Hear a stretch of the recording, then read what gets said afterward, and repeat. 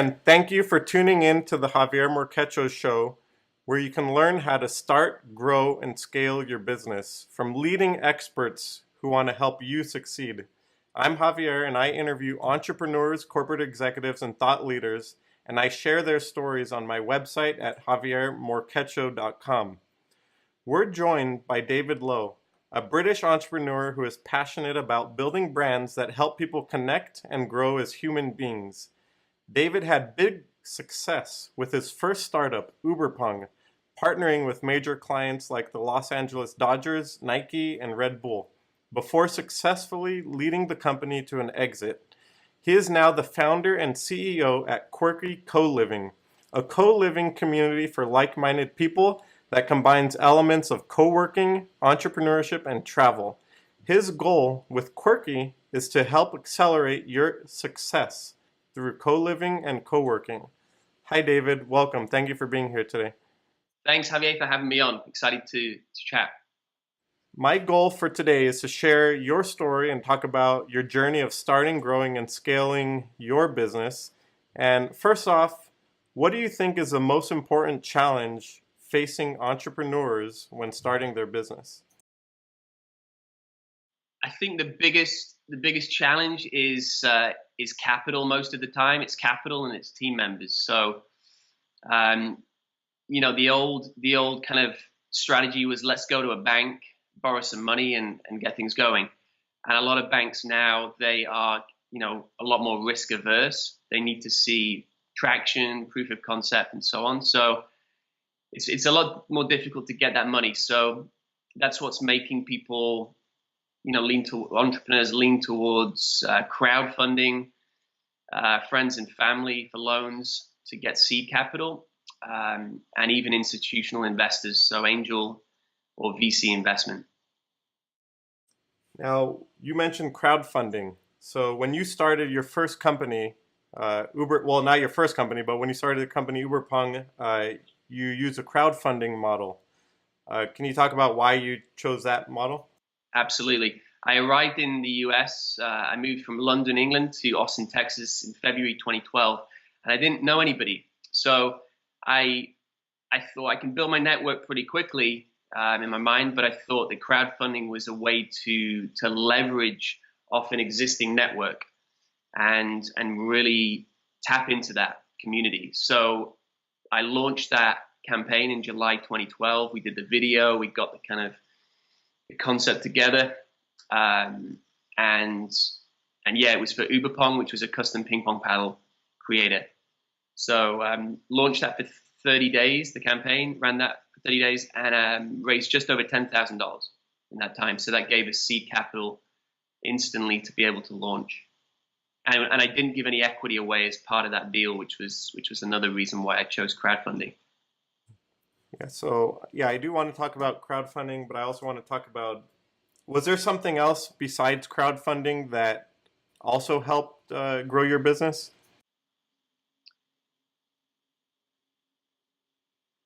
I mean, the launch, obviously for the launch, we needed that seed capital. But I would say that getting out there and networking quickly and effectively, getting people to kind of champion your ideas, early team members, you need those people in place to help you grow as a company. Okay, so we identified two things: crowdfunding for the launch and networking quickly for once it is launched. So we'll go back to crowdfunding. You had a goal of $10,000. Why do you think, and that you had that for a 1 month time period? So why do you think you were able to achieve that 10,000 in such a short period of time? Hustle, in a word, hustle. What I did is I essentially put the campaign up on Kickstarter, and I assumed that everybody from the Kickstarter community would see us and say, what a cool idea, and jump on it, and we'd get through that a lot faster. What I didn't realize is that there were, I don't know how many, like maybe not a million, but certainly thousands and thousands and thousands of other campaigns. So we were kind of having to compete against them and muscle in And although we did get probably about, I'm trying to think now, maybe 10, 15% of the backing came from the Kickstarter community, I realized that most people were using crowdfunding to take their existing community and give them that platform where they could just, bring them together to just simply back the campaign. So, but we didn't have that in place. So it was kind of scrambling around to get press. I mean, quick press. And I got very, very fortunate with the Austin media, especially. They picked us up, very, very fast, and started blogging about the campaign. And we even got on the local news as well. So again, people could see what we were doing and get excited about the campaign and back us.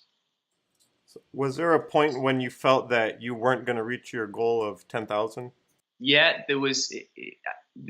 I describe the campaign, or I compare the campaign to the entrepreneurial journey, in that, we started off really well, and we got kind of like there was the rise of spike, and then it kind of, then there wasn't anything for a few days. There's the drop, and then it started coming up, and I thought we were going to go through it probably a week earlier than or a week before the month, 30 days. And it sort of plateaued a little bit, and I was getting a little bit nervous, and then started to talk to people in my network in Austin about what we were doing. And one of the backers who launched the first co-working house in Austin, he actually ended up coming in and helping us get through that final total with a really good pledge, because he really believed in the business. And it taught me to, I thought I could, I know I can sell, like I'm a natural salesman, I think, but it taught me how to really, sell a dream and sell a vision, to make people get on board with what we were doing, and be able to do it, quickly, and get people excited about it, and come on board. Can you talk about how your idea was a remarkable idea and how it was something different, or just talk about the value of having a good idea? There's a lot of people, normally investors who have never launched businesses, they'll tell you the idea is meaningless and it's all about the execution. I actually disagree with that. I think that you do have to have a good idea. And one of my favorite quotes is, observe the masses and do the opposite.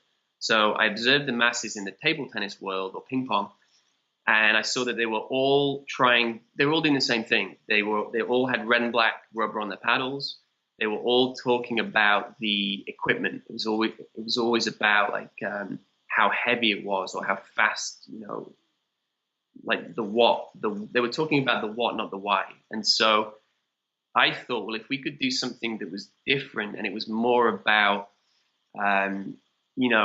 giving you a kind of extension of your personality, and that this game, the way we were kind of positioning the game, wasn't in the professional sphere. It was in the kind of recreational space, and even going into offices. So it was kind of more for a sort of camaraderie with employees. We were repositioning a sport, and so that was a kind of crucial realization. So we didn't try and compete in a space that we knew we couldn't succeed in. We just almost went our own way, and through doing that, very, very quickly we attracted some of the biggest brands in the world, like MTV, Nickelodeon, Nike. They saw it and they were like, wow, this is cool, this is different, and we like the way that you're doing ping pong. When you were starting, how did you know that angle or that repositioning was the correct way to go? What did you do to validate your idea early on? You've identified that there was a need or there a problem, but what was the point at which you realized, okay, this really is a problem and I want to go after it? Well, if you kind of go much deeper than what you see, which is just the product, like a consumer product, and you go sort of go a lot deeper. One of the things that we were trying to do, like I'd personally seen how table tennis was a doctor who kind of done some research, and he'd found that table tennis was the sport that makes you use your brain the most. So if you could bring it into the workplace, for example, employees were playing the game and they were using their brains. So when they were going and playing that and coming back to work, they were actually kind of re-energized and they were more engaged. Whereas most things would make them more tired. So if they went out for lunch, to eat or drink or cigarettes or whatever, like even table football, like it's table tennis, like ping pong was I really saw from a wellness and almost mental health and physical health standpoint, I really saw the benefit of it and how it could almost change people, but change society for the better. And part of what you believe is to solve a problem and change the world. Did you feel that, well, you mentioned the wellness aspect of it, but did you feel that with what you were doing, you were going to change the world with ping pong? Yeah, I mean, that was the goal. My dream in England, even before the idea came about, was to change the face of a sport, or invent a sport. That was the other thought. And I started thinking about inventing a sport and had a few ideas, but I saw changing the face of ping pong as being something that we could do, and it would make a mark on the world. Like it's like business as art.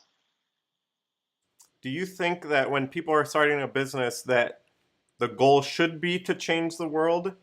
And if someone already has an existing company, that maybe some generic company, how can they feel that they're making a positive impact on the world? I think it's all down to the founder or the entrepreneur. Everyone's got their own reason for doing this. Maybe someone's had a miserable career in finance on Wall Street and they want to get away from that and be just independent and free. They can wake up when they want and go to bed when they want. They want to work weekends. My goal as an entrepreneur was to make Monday my favorite day. That was just a very simple thing. I wanted Monday to be my favorite day. When everybody was moaning about it, and what was it, Office Space with Case of the Mondays, I was determined to make that my favorite day, and it did. And it eventually, not instantly, but it became my favorite day. And one of the reasons was that we always seemed to close deals on Mondays and make a lot of money on Mondays. So it was Money Monday. And so it was almost like we'd have the deal bell kind of thing. And it got us excited. And it wasn't just about like money, making money, and that was the thing. But it was finding a way. Like we were almost trying to find a way to make it, more fun. Can you talk more about why you wanted to be an entrepreneur? So I started in my dad's business early on, and got some great experience with him. Then I moved down to London from the northwest of England, and I was there for about 10 years. I kind of played the corporate game for a while, wore a few too many suits, and walked the line a bit, a bit too straight and closely, but that didn't suit me. It didn't suit me. I had this kind of healthy, I call it a healthy rebellion, but I always wanted to be doing my own thing. And every time, like when I was in a company, I would suggest things and I would say, hey, you got to do it like this. And they were like, well, how do you know?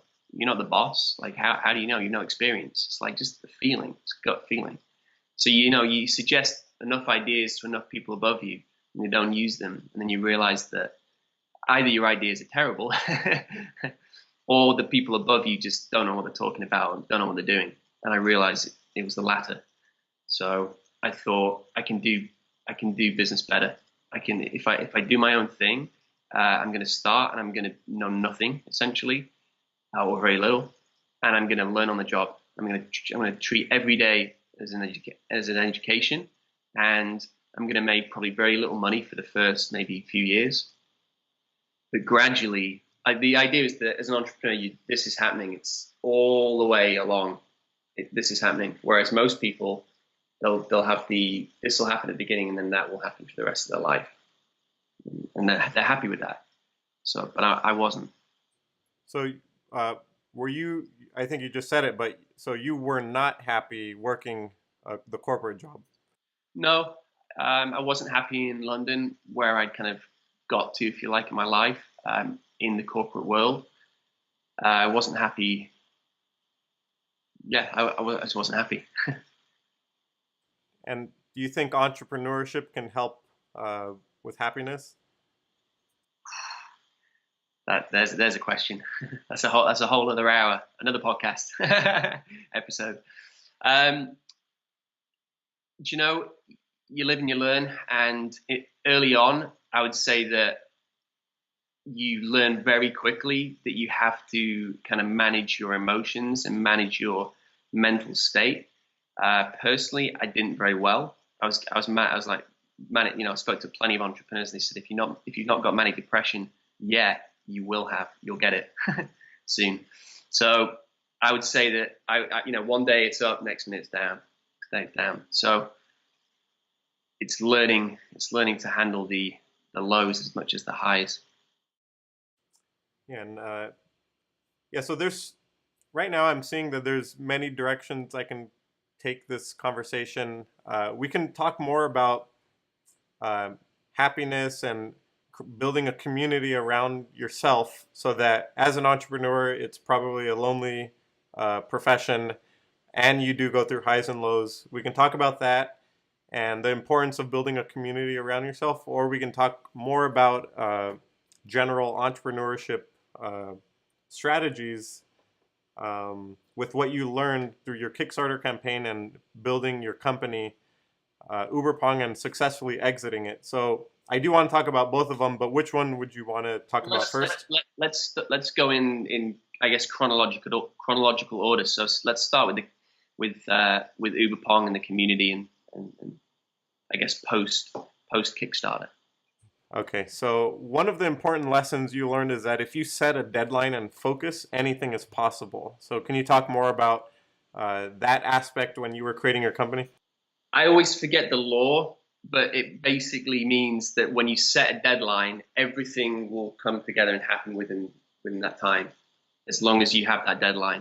If you don't have it, it's done. But things like that, I learned that from working in sales, like having the monthly targets. There are times when you kind of look at the target and think, there's no way I'm going to hit that. But then you keep pushing, and just the deals start coming in, and it just almost magically fits into that time scale. So doing the 30-day campaign on Kickstarter, same thing happened. Like it all came together. And there's that element of faith. There's a little bit of faith a lot of faith in there, but also the law of attraction. So it's that idea, you just putting it out to the universe and saying, this has got to happen. Like it's got to happen, and it needs to happen, and it needs to happen for the right reason. So, and then when it happens, you think, you believe in the law of attraction, and the hustle. Yeah, and one thing you mentioned earlier is having an existing community to help be the first customers for your business. But when you don't have an existing community, I think one of the things that you did was you started leveraging the media to start building a community immediately. So how important was it to get onto media? For us, it was really important, and actually, that was my best lesson learned early on. For a lot of early on, I was almost, I thought it'd be quite intimidating because you call people and you've got to get through the receptionist or to the editor and journalist. I just thought, I had it in my mind that it was going to be very difficult. There's going to be a lot of barriers, and actually, especially with the internet, there's a lot. You email a lot of people, and that is just the direct connection to that journalist, and you often get replies or featured. I mean, that's just what happened. It's just literally emailing. On some occasions it was talking, phone or friend of a friend kind of thing.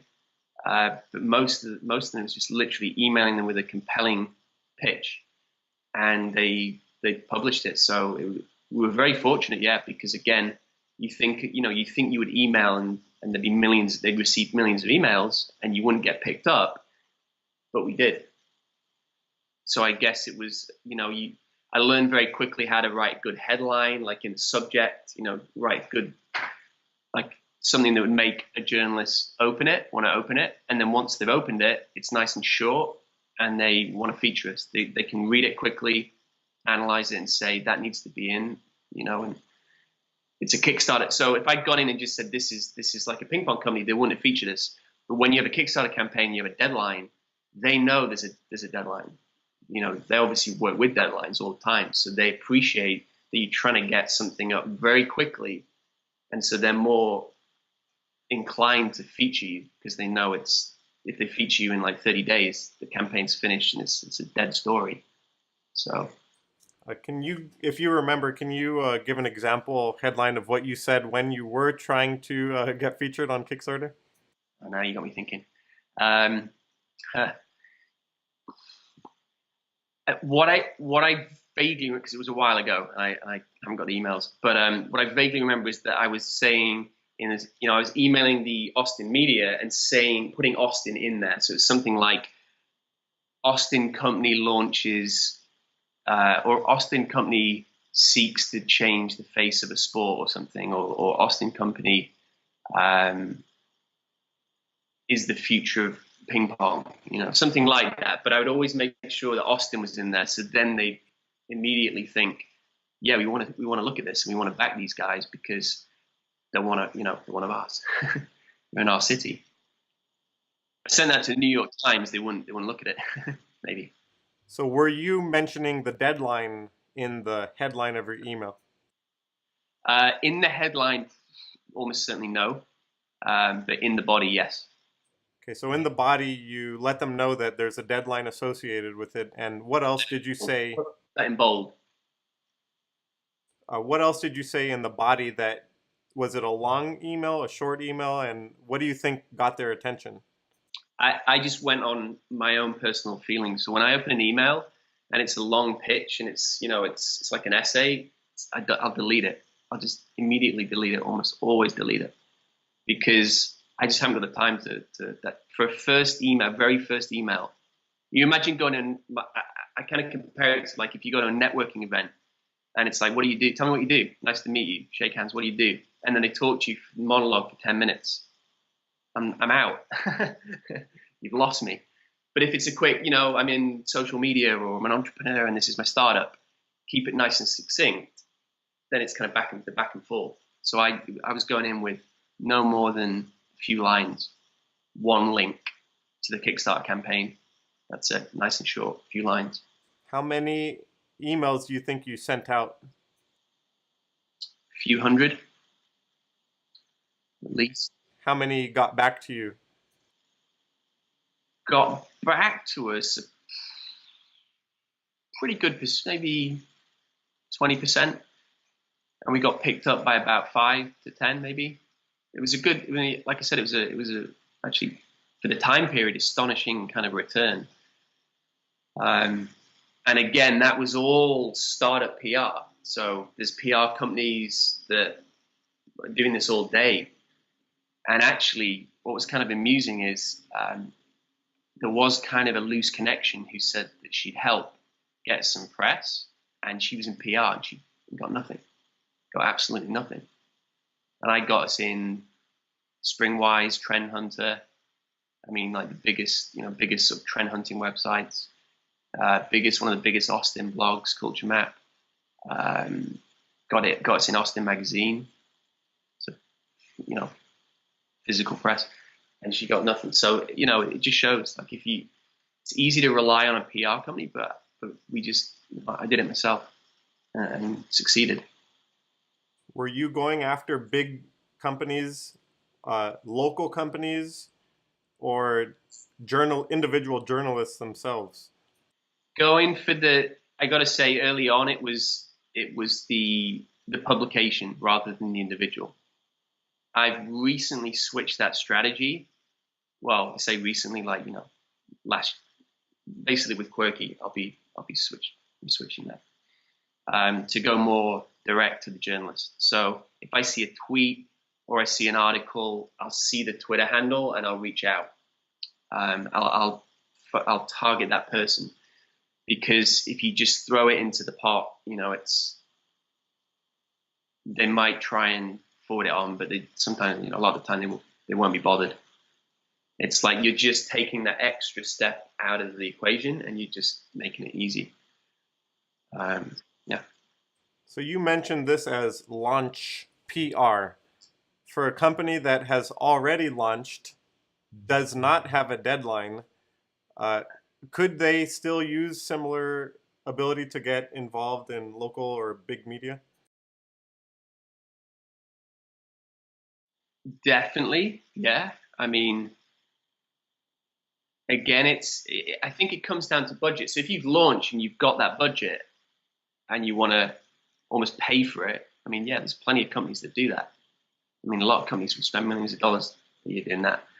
I kind of like it. I kind of like that idea that, and I think a lot of journalists do, they like the direct connection to the entrepreneur or the founder of the company, because most founders will they'll put barriers in between. They'll have the PA, and all these people to go through to get to that person.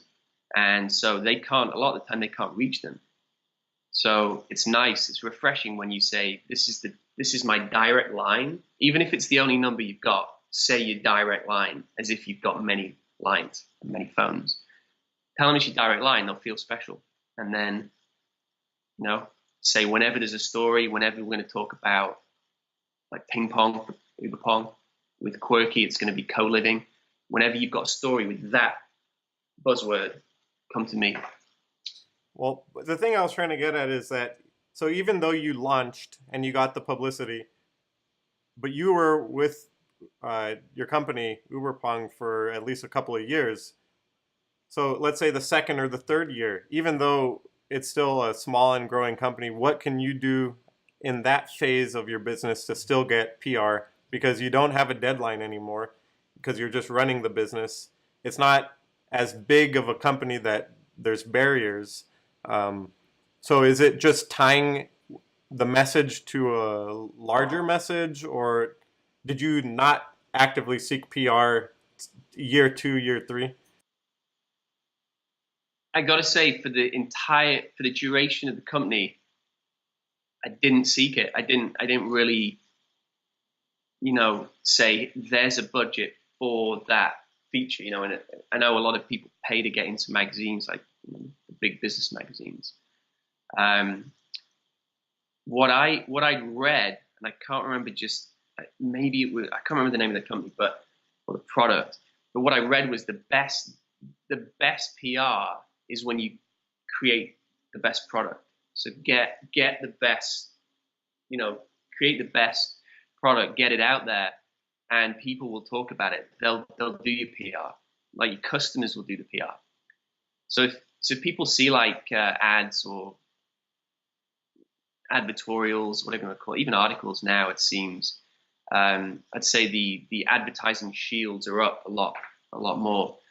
But when they get the product and it's just kick-ass product, that they're going to post it on social media, or they're going to tell their friends. So a lot of the time, a big brand would come to us and say, hey, I see you did some stuff for these guys. And I'll say, well, how do you know? And they say, oh, well, they bought a ton of these paddles and they went to this bar or ping pong social club to play, and we were there and we saw that your brand. So can you do 100 for us? And so that's kind of how it worked. And the only real kind of paid advertising we did was just Google AdWords, which worked really well. We started doing the image ads, but we found the text ones gave us the best return, and so we just kind of stuck with those. And it was a minuscule budget every month. It's minuscule, and yeah, it was giving us like roughly between a 3 to 5x return. So that worked for us. Now with Qwerky, this is going to be big. It's going to be a much bigger business, and we want to get a team in and scale it and so on, get investment. Like it's going to be a huge, I see it being very big. So we may have to take a different approach, a less organic approach to get to market, in which case, it's, yeah. bring in a PR team. So once you did accomplish your $10,000 goal on Kickstarter, now you had to fulfill the orders. What were some of your early challenges when you were starting the company? Well, this is very, it's kind of like it's the sort of guerrilla startup or guerrilla tactics. When we just before we were going to shoot our Kickstarter video, the guy who was supposed to have done the printing and production for the paddles came to me basically an hour before the shoot at like 7 a.m. The shoot was at 8. It was extremely hot in Austin, so we were beating the sunshine. And he came to me and he said, I couldn't do it. I said, what do you mean you couldn't do it? And he said, this is all I've got. This is all the time I've had because I've got some family problems, whatever it was, made an excuse. And he gave me the paddles, and they were literally paddles from a store, not the paddles that were supposed to have been created. And he printed some decals in the shape of the paddle, and he just literally said, just stick those on the top and use them for the shoot. And so the ground opened up, and I felt like I was kind of sinking into it. The film crew arrives, and I tell them the situation. I just straight up said, we haven't got what we want. How are we going to do this? Let's get creative. And we discussed it and kind of said, well, let's just shoot quickly and like from afar, so you can see people playing with them, but not close. And then if you do the close-ups, it's quick cuts and sort of just very quick cuts and pans. It's not super close-ups. And so we did it. We basically shot a Kickstarter campaign without having the actual product, and it worked.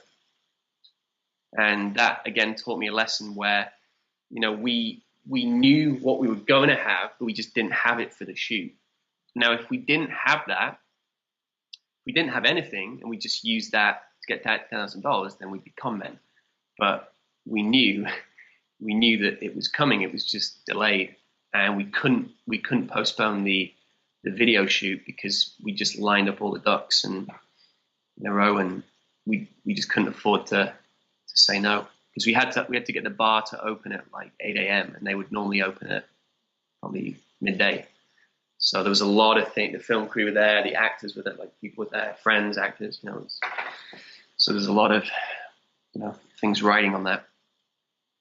Yeah. So this goes into the idea of not having the product, so bootstrapping and not having the product before you start marketing it. So you're already marketing a product that doesn't exist. Yeah. How confident were you that you could bring it to fruition? And maybe also just talk more about the whole concept of you have an idea, you sell the idea first, and then you find out if it can make money after. Well, it's kind of the ultimate. It's I didn't know about MVP and like minimum viable product and lean startup and bootstrapping. I didn't really know what they meant, like what those things meant. But afterwards, I realized that what I was doing was that. So, which is kind of cool. And then I read the Lean Startup, and it was like, I'm reading it thinking, this is what I did. This is cool. In retrospect. So just talk more about the idea of selling an idea before you started it, and also about you creating your company, Uberpong, without actually having the product itself. The best, I think it's about being it's like selling a dream, selling a vision, selling that vision. Yeah, you look at the best entrepreneurs out there, and they're selling you a future almost, and like a future idea before it's even arrived. So you look at, Elon Musk's very good at that. He could definitely kind of present better, but ultimately what he's saying is things like he's going to help us get to Mars. We're gonna inhabit Mars. Hyperloop, electric cars. The future of America is electric cars. So most people at the current time would listen to that and say, this guy, he's looking at his crystal ball and the crystal ball's hazy. You're speaking nonsense. But then what happens is he then creates the future he promised. You know what I mean? So you've got to have that.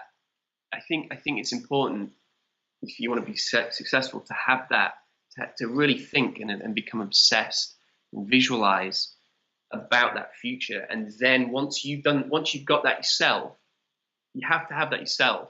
Once you see that crystal clarity, you can then take that and present it, let's say, to your customers, your clients, your investors, your partners, your team.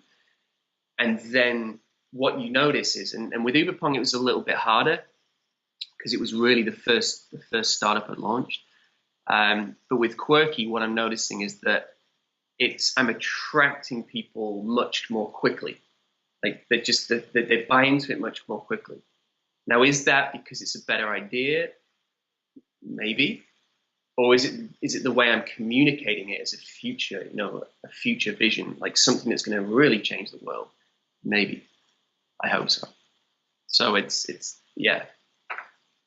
knowing how to deliver it.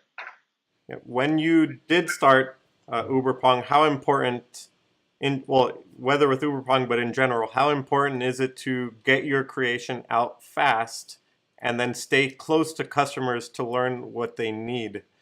So talk about that aspect of just getting it out and learning from customers. Well, there's a lot of people talk about business plans, or writing business plans, and then there's business models. So the business plan is the planning, it's theoretical. Business model is the practical. I favor model over plan. I tried that in England. I spent almost a year writing a business plan, and then I never launched a business. You know why? Because it was a tech business, and by the time you go 3 months, 6 months, and it's changed. The environment's changed. So you're spending all this time writing, and then it's obsolete. So getting something out there quickly and then iterating based on what your customers are saying, that's the way I personally like it. And that's actually how you beat a lot of, I kind of joke about it, but all the MBA students are theorizing. They're all like, oh, this is, talking about models and stuff and trying to impress each other and what grades they got. And they're not actually getting anything out there. They're consulting and trying to launch a product on the side instead of just getting it out there, going for it, believing in their vision full time and hustling to make it work. And then, like I said, like you said there, stay like couple of magnet. You want to be magnetic almost with your customers, constantly talking to them, phone, email, Skype. Like Qwerky's obviously my next venture. I'm speaking to Qwerkies around the world about what they want, like what are they looking for, and hundreds of people, and then getting all that information and deciding how we can, like, what we need to build. So the end, like, my vision's there, but at the same time, I need to know what people feel they want, and then try and bring the two together.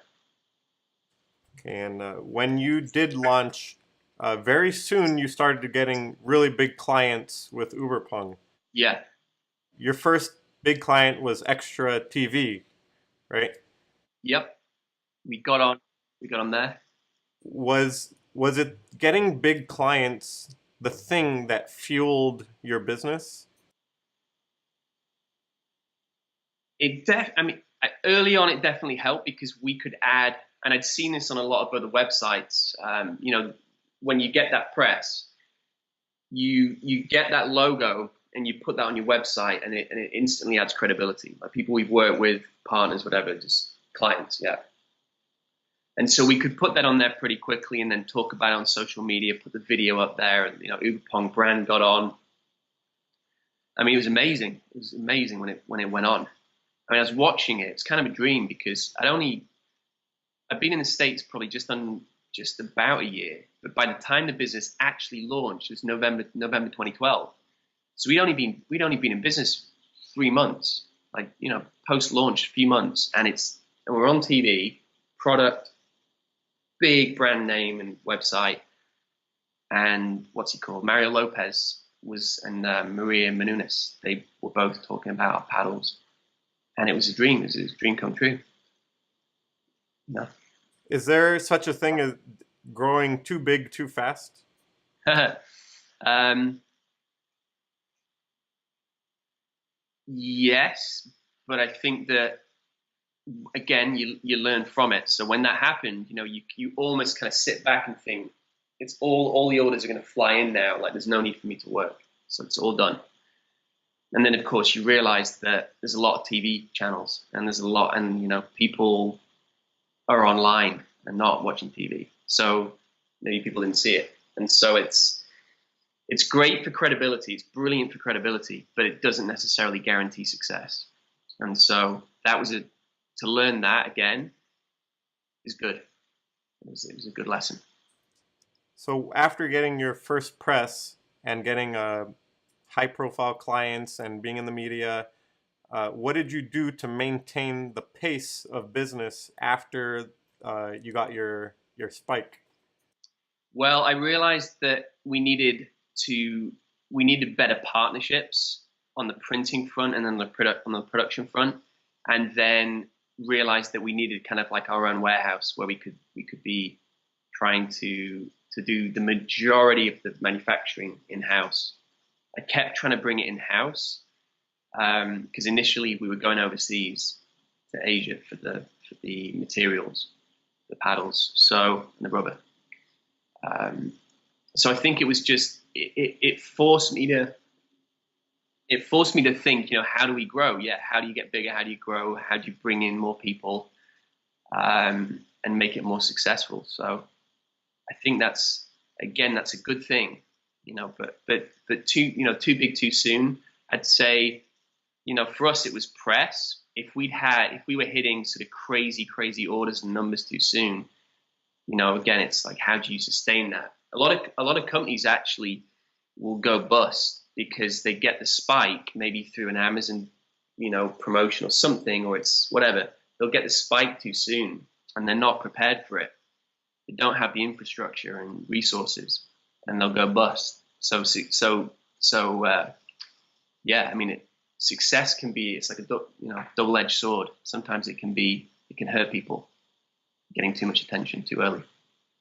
Yeah, and you mentioned collaboration. So early on, and I don't know if you continued this for the rest of the Uberpunk business, is that the creators of the designs were collaborators in creating the designs of the ping pong, but also they shared in the revenue or profits. So how important is it to get buy-in from these people? Well, a lot, yeah. So the blog that I ran successfully for a few years called Origin of Cool, which is no more, because I lost the domain. I think I told you that. That's another story, but I lost the domain. It's the only time it's ever happened, but I lost the domain, and it was because I moved from England, and then the cards changed. It was a long story, but I lost the domain. But anyway, Origin of Cool connected with a lot of very talented graphic designers, and I was featuring them. I was writing about them on the blog. And so when I started Uberpong, I said, hey guys, I know we've collaborated on Origin Cool. Do you want to submit designs for a Kickstarter campaign and then become our first graphic designers? We'll give you a cut of sales and give you loads of promotion for nothing. And so, yeah, started building that community, and I think we ended up on about 100 as part of our community. So it's really important to have those guys on board, because when they do any design, of course, they can promote it to their community. And so you end up having lots of different channels, and they're effectively almost doing the marketing for you in social media, which helps, really helps. Do you think that was the major reason, or a major thing that helped keep the business afloat, having the other people promote the business for you, or was there something else that helped keep the business growing? That was, I would say, that with any new product, and we were obviously brand new, the more people see it, the more they trust it. It's kind of that simple. So when we were getting featured in sort of trend blogs, design blogs, product blogs, from as far, we got on Australian blogs, Japanese blogs, and so on. We were all over the place. So that when people started seeing it in different countries, seeing the product or seeing the press, they then we noticed that our orders would start, popping up in different countries. And I think we ended up hitting, I think we were supplying to about 60 countries at the peak, which was, again, pretty cool because you're in Austin, Texas, and the whole world's seeing you, and then you're shipping it. We didn't have partners in other countries. We're shipping from the US. It's all going out 60 countries from this one spot. I mean, it's cool, exciting. Yeah. So at the peak of the business, what kinds of revenues were you seeing? The revenue year one was kind of all right. Was probably double. Year three was really, really good, and year four was close to that. It was slightly shy, but it was really, really good. So it actually cut off. I didn't hear what you said. You were saying year one, and then the audio cut off. Yeah, we probably double. Like year one was pretty good. Then we did a really good year two, and then doubled year three, and then year four we were probably just shy, but there were a few issues there with like supply chain. We switched supplier, so there was a slight kind of lag where we couldn't actually fulfill orders. I think it was actually about 2 months. We were out of production, but we were really close to year three, and then obviously year five sold. But yeah, we increased almost every year through the 5 years, and then, as you know, we exited year five. So how big did you grow your team at the time? There was, in the whole time, I had one full-time employee and then a few advisors and then contractors. So just because of the nature of the business, we were kind of consolidating a week's worth of orders and fulfilling it over, about 2 days. So there was no point having a full-time team, because those contractors would come in for those 2 days and just blitz those orders. So, it was under 10 for the whole time.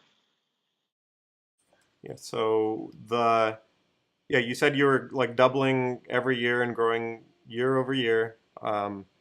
Earlier on, you mentioned that there's highs and lows of running the business. So can you give an example of, while your company's growing, what could be a low that you experienced during that time? I'd say the one that springs to mind is we were subletting from a t-shirt company, and we were flying and liked the space, and it was a cool company we were alongside. And then that company suddenly went bust. They lost a few big clients and just they had to dissolve the company. So almost like, very, very quickly, everything in the building that they had was on the warehouse floor, and they were trying to get rid of it, either trash or sell it. It was like a moving out sale or a yard sale. It was a mess. So they then left, and so the warehouse is like pitch black except for the little light that's on for us, and we were just in there, and we just felt really lonely, and and then we had to work out quite quickly where to go, because we were basically getting kicked out shortly after those guys left. And we managed to convince the landlord to move from that office on the second floor to the ground floor and operate there just for a short period of time.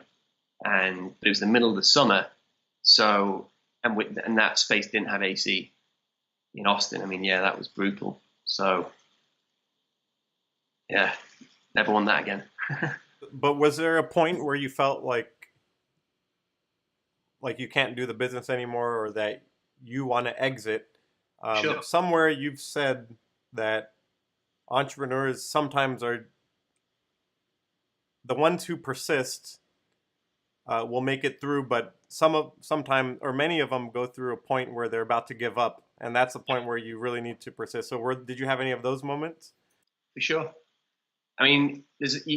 Entrepreneurs have a lot of analogies, to say sports and they'll have their favorite sports, but I'd say probably boxing or martial arts, something like that. Like, it feels like that a lot of the time. You're getting beaten up, you're on the ropes, you're on the canvas, and you've got to just think, do I stay down?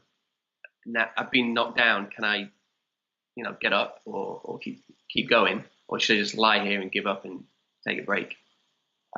So that's where you feel the worst, and you feel mentally beaten up, which then has a knock-on effect on your body. But you're mentally beaten up and in pieces, and then you almost then start thinking, what's the worst that can happen? Which is you go out of business, and then you think, oh, okay. So then you know what I mean? Like, there's a fear. A lot of people fear going out of business, so then they stay just above that line, And I think that if you focus on that, focus on failing, focus on going out of business, you'll go out of business.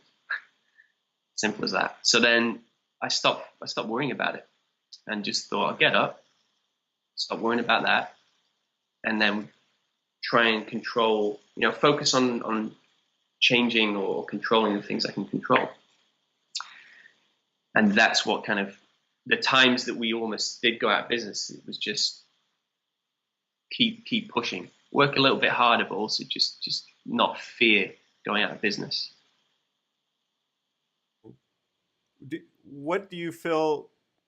So you mentioned many businesses will just stay at a comfortable line of business to avoid going out of business. Do you feel that you took any big risks? What were some big risks you took while running that business? One of the biggest risks was actually the biggest, like easily the biggest. It was partnering with a competitor, and ultimately, I saw them as our buyers, and then they turn it down. But then the eventual buyers wanted the deal because of that partnership.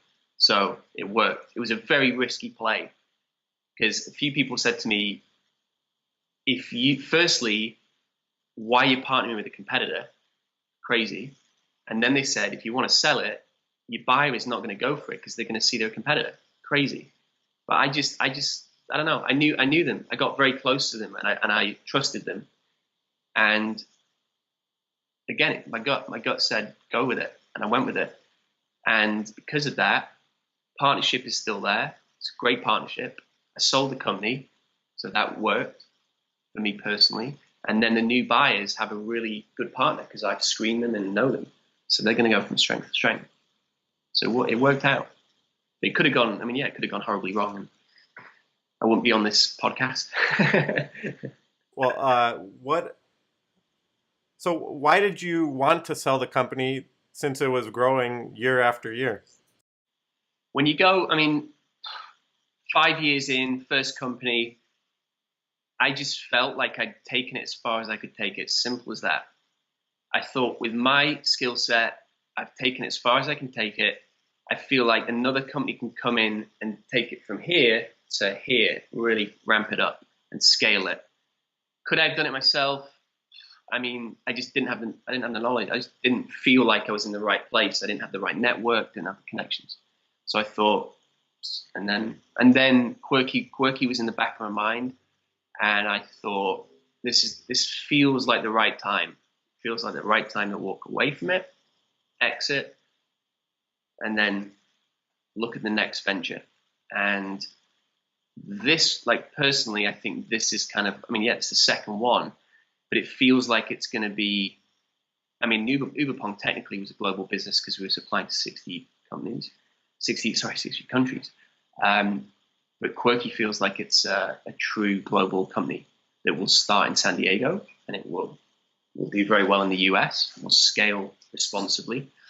We'll go international, again, responsibly, and then we'll when we feel it's the right point, we'll scale into many other cities throughout the world and build a global network of co-living communities, because we want to make the world happier. We want to make more entrepreneurs and house more entrepreneurs, and then accelerate their success.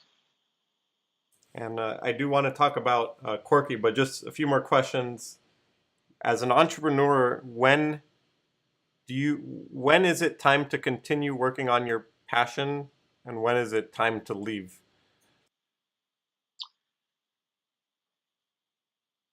I would say it's a tricky one, because if you have a bad day, you could feel like you've no passion towards something. You know what I mean? Like you could say, today I'm not feeling passionate about it. Should I walk? And the answer is no. Well, actually, no. The answer is, where are you? You know, where are you in your journey? Are you pre-launch? In which case, maybe it's too early. Or have you been going for 5 years like I was? Have you been going for 10 years? It's almost a little bit passion's such a broad term, but passion's a flame, isn't it? It's like love, you know, it's a flame. So is that flickering? Is it kind of about to go out? Is it dwindling or about to go out, or is it roaring?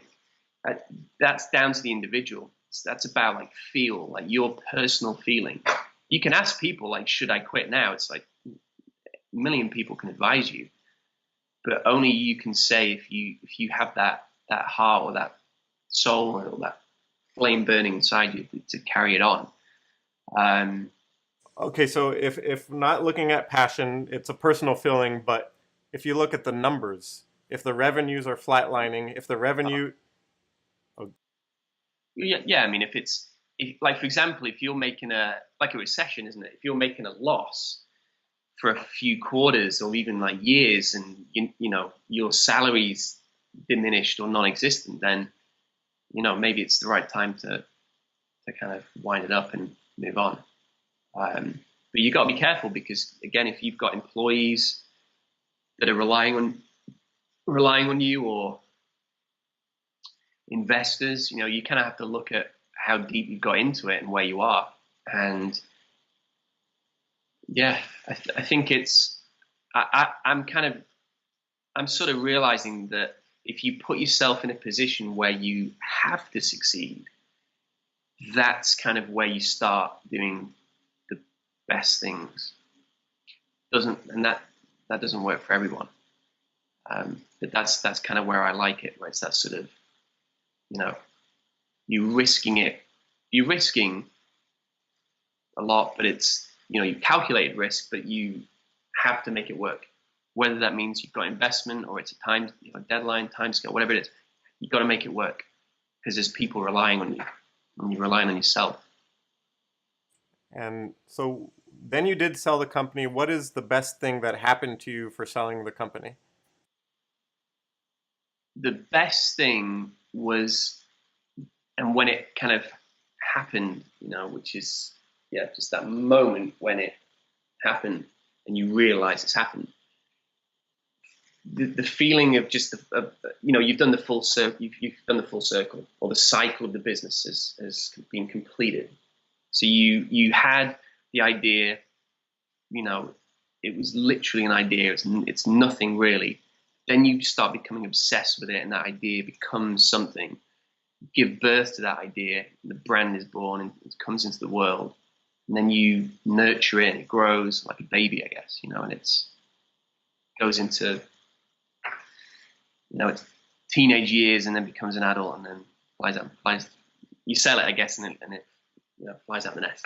An analogy, but yeah, I'd say just that feeling of like taking it from nothing to something, and then selling it, from start to finish. So for the first one as well, I wanted that. That was definitely a feeling.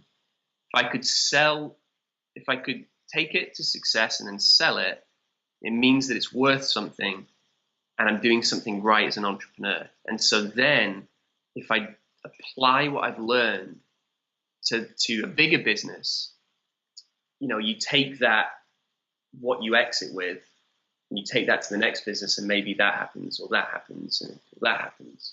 So it's just a feeling that when I apply what I've learned from my first business to the next one, nothing guaranteed, of course, in business, but I feel like it's going to be even bigger and better and more successful because of what has gone before. So what do you feel is the biggest takeaway that you've learned running, growing, scaling your business, and exiting and selling your business the biggest lesson that you learned that you took to your new business? It could be a mindset or some other type of thing that you learned. To really to not just think about your vision at the beginning and kind of have that set that roaring flame like inferno going, but to be really obsessed, like be obsessed with that. So if you think about something and then you don't think about it, it's your focus is gone, and so it can't possibly, it has to be there every single day in your mind what you're doing. That vision, that maybe it's an end goal or it's a future that you're imagining. That has to be there every single day, almost all the time. It can be unhealthy at times, but it's just got to always be there. Whatever you're doing, whether it's like even like people taking time off and relaxing or vacation, whatever it is, or hanging out with friends, like it's just always there in your mind. I think that's what when that is happening, it's almost like this you've got a magnet or a sort of radar, whatever you want to call it, like you're attracting things in, you're a magnet, and things are being attracted to you. And when you stop focusing on it, the magnet turns off. There's no attraction. So that's what I'm learned. That's what I feel like I've learned, and it's working for Qwerky. And obviously, the more I exist as an entrepreneur and continue in my journey, the better I'm becoming and the sharper my tools are becoming, if you like. And then your confidence is increasing. Like it's just this ball of energy that's just constantly increasing. And you're learning every day. Yeah. So we talked about your journey starting and selling Uber Pong. I want to now just rewind back to your early years. You did mention, so we'll rewind back to your early years, and then we're going to go on to Qwerky after. So early on, you said your father had a wholesale business. What did you learn about entrepreneurship as a kid? Well, what I learned in my dad's business was just the like work ethic, just the very simple idea of how to work hard. The rewards were not there, but the hard work, the ethic was there. So that's definitely what I learned. He ran this bulb wholesale business, and so I'd go in there in the summer, some hot days, quite a lot of hot days, and the trucks would be coming in, no AC, and you're getting these big sacks of like hyacinth or whatever, really, really heavy. And as a kid, it's heavy on your shoulder. You almost need two people to lift it. You've got to lift it yourself. And then you start just bringing them in, literally pulling them off the back of a truck and putting them on a pile on pallets. And then when you've got a full pallet, you get the pallet trucks and you jack it up and move it into a certain area of the warehouse. Then you've got the shop at the front. So if a customer comes in and says, I want a pound of hyacinth, whatever, or so many kilos, I don't know, can't remember the measurement. But you do that, bag them up, work out the price, and, calculator, simple math and so on, and just learn how to do almost a bit of retail as well.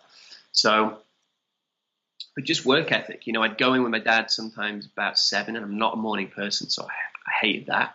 It's often in the winter, it's freezing cold and it's dark, 7 a.m. And then you go in there, warehouse is freezing cold, and then you just start working. And then I'd probably finish around about 4, maybe. Yeah, sometimes 4, 3 or 4. So you've done a decent day there, and you're absolutely exhausted, you're shattered, like absolutely shattered. And then you'd go do it again the next day. And that's that. I often did that in the summer. I'd do the full year of school, whatever, 3/4 year of school, and then during the summer I'd be doing that. So yeah, that's what I learned. So work ethic that you learned. Then when you went to university, University of East London, and you wanted to go into music and sound recording. Actually, film. So I did sound recording before that as a course, and then I did film history at East London. Yeah. So why did you want to go into that originally? Well, that was a huge passion. Well, music and film, big passions, and I wanted to be a director and the rest of it. And that's really where I learned that if it's just like if that's that sort of subtle shift, I guess, from that's where I was very passionate about it. But when I got into it, I lost the passion, and I was very disillusioned by the industry and the business side of it. So the creativity was gone, and it was just about making money. And so I became very disillusioned with with the film and music industries. Didn't like the people as well. People were, never again. People talk about regrets. Like, do you regret doing it? I do. I actually almost feel like I wish I hadn't done it, because I fell out of love with the things that I love. And when I came out of those two things, my love for music and film went back up. And I still love those two art forms. So it's important to have passion as an entrepreneur, but be careful not to almost be too close to something that you love, because it can be almost like can feel quite paradoxical. Yeah, and that's something we talked about earlier, having a passion and working through it. And when your passion becomes work, you can fall out of passion with it. So Yeah. Maybe you said as an entrepreneur, it's important to have passion. So what kind of passion should you have for the projects that you go into? It's just the kind of, you've got to be into it. You've got to be excited about it. But almost not too close to it. Like, you've got to look at it as a kind of business, look at it in business sense and say, if it's not making the money it should be, how am I going to feel? That's probably, a good question to ask yourself. So on those days, can you still keep going if it's not working out? So you see a lot of people doing passion, they'll talk about side projects and passion projects, and they'll do those things, but they'll very rarely succeed, because they're just doing it for the passion, not for the business side of it. They're not doing it for money. So they'll run it for a while. Maybe it'll make a little bit of money, but they'll never make big money. They'll never make a huge success out of it. Whereas you get the sort of the rare beasts, I guess, that are like, say, musicians who are doing what they love. They say they love, but they're tremendously successful as well. Big pop stars and musicians. So. And then at some point you did door-to-door sales in Australia, and you traveled the world. So I don't know if the door-to-door sales was part of traveling the world or if it was separate, but Part of it. Oh, part of it. So what did you learn about salesmanship and entrepreneurship through that experience? If you do say, I'm trying to think of the date of where I was. With sales, you can, if you do it over the phone, it's or email, it's completely different to doing it in person. So what door-to-door sales taught me was how to pick something up quickly, to learn on the job, because you can learn it all day. You can read sales books, you can theorize how I'm going to sell, like how I'm going to sell. This is what's going to happen. And you say, this is a scenario, this person comes to the door and they're going to give you these objections. When a person opens the door with an angry look on their face because you've rung the doorbell and the baby's sleeping, nothing can prepare you for that other than that moment. So you have to think very quickly of how, how to read people's body language immediately, like instantly, the second that they open the door. That's what it kind of taught me. And obviously each door made me get better and better at reading people faster and faster. And fast forward to today, of course I can get better every day, but I consider myself quite good at reading people. So if I'm doing a deal and I'm saying things like, can you guarantee this? Or can we do this? Can we be partners? I can see their body language and I can see what they're thinking by whether it's the way they're blinking, the way that their body, their posture, like what they're doing. Are they folding their arms or are they open? little things. Like I picked that up from doing door-to-door sales. So when you do encounter someone giving you negative signals, is it important to try to con- convert them to be positive, or do you walk away and realize that's not a good deal? Well, this is where this is where charisma comes. This is where this was my manager. What my manager taught me. He was a very charismatic British guy, extremely charismatic. Like what's the cliche line? You could sell ice to Eskimos, that kind of thing. He's that guy. Everyone knows that guy, but he was that guy. So being around him is a little bit intense. Was intense. But when you actually almost study the way he was doing it, you start picking up those little idiosyncrasies and traits, and then trying them out. And then it's just trying them. And then you realize, very important thing, you realize that if he does something and pulls it off, and then you do it, you might not pull it off because it might just not work for you, or you're communicating with someone different. So it's the person that's not receiving that well. So there's a lot of variables, but it's about constantly trying things and seeing just what works, and then identifying the character type, identifying that person immediately. So whether it's the kind of dominant alpha male, or it's the I don't know, it could be extremely submissive housewife. I don't know. Like you meet lots of different people. Did you feel that you were running your own business as a salesperson? Kind of. Actually, no, not really. Not really. That was more kind of I felt like I was working for someone there. Even though I was in control of what I earned, I was still working for someone.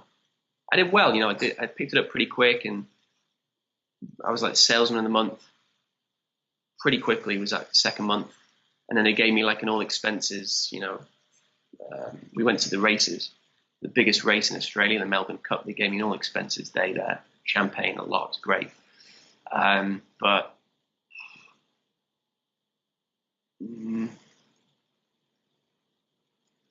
don't know. Yeah, because I always thought that as a salesperson, you are running your own business, even though you are selling someone else's product.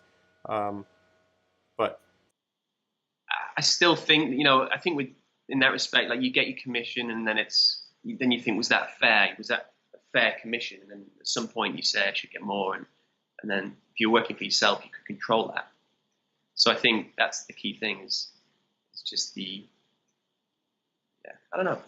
I always felt that when I was doing just pure sales, telesales, door-to-door sales, ad sales, recruitment, I always felt like I was working for people. And this is a side note, but just briefly, what types of products were you selling with all the different types of sales that you've done? Legal publication, well, advertising in legal publications. Door-to-door was charities, Oxfam.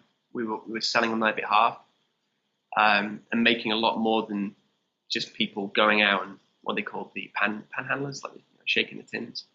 We were just making a lot more money for Oxfam doing it that way, even with the commissions. So, and then what else? Recruitment, I guess it was sales. So I was selling people, selling their skill sets to lawyers. So, yeah, and so your first entry into business, as you mentioned, was Origin of Cool, and you were highlighting cool locations around the world featuring people, and then you ended up getting work out of it, like Nintendo, Honda, Samsung. So what did you do for Origin of Cool? Well, I was working for a startup company, and while my role was community manager, so I had a small team, and my role was to find blogs or bloggers and use their blogs to promote campaigns for advertisers.